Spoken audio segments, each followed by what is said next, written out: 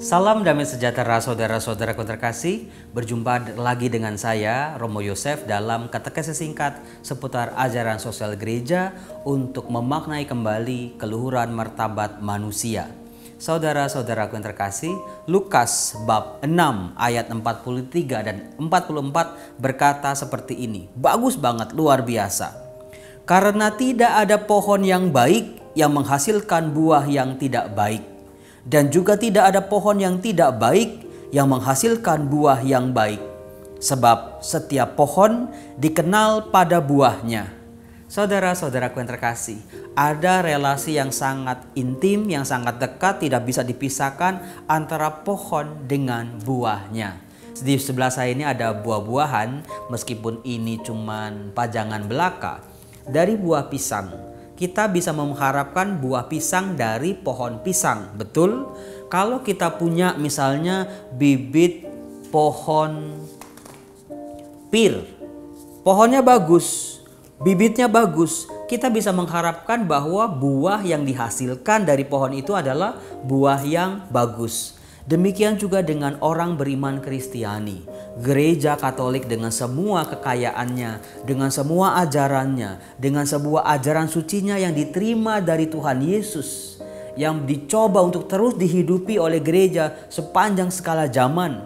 Salah satunya adalah dengan ajaran sosial gereja, di mana setiap umat beriman melalui ajaran sosial gereja diharapkan bisa menampilkan buah-buah kebaikan dalam kehidupan keseharian mereka. Jadi kita ini bukan hanya berdoa, bersikap baik, hidup suci hanya di seputar gereja, hanya di seputar ibadat atau seputar doa-doa belaka. Tetapi justru buah-buah yang baik yang kita terima dari kekudusan gereja, yang kita bawa ke tempat-tempat, termasuk juga di tempat-tempat kita bekerja.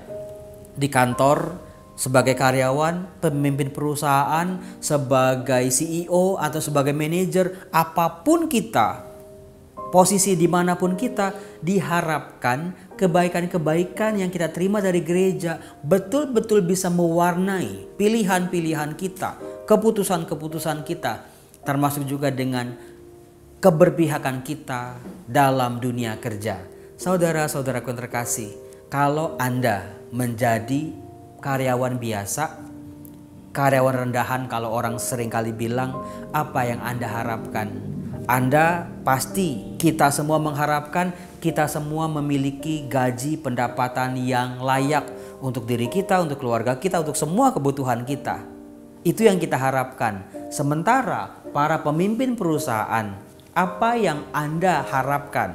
Pasti perusahaannya maju, pasti perusahaannya berkembang, mendatangkan banyak rezeki dan juga bisa menjadi berkat buat banyak orang. Saudara-saudara, antara pemimpin perusahaan, pemilik perusahaan dengan para karyawannya ini sebuah relasi yang tidak pernah boleh terputus, yaitu relasi saling memanusiakan.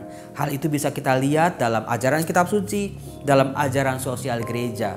Para pemimpin perusahaan tidak pernah boleh menjadikan karyawannya sebagai objek belaka.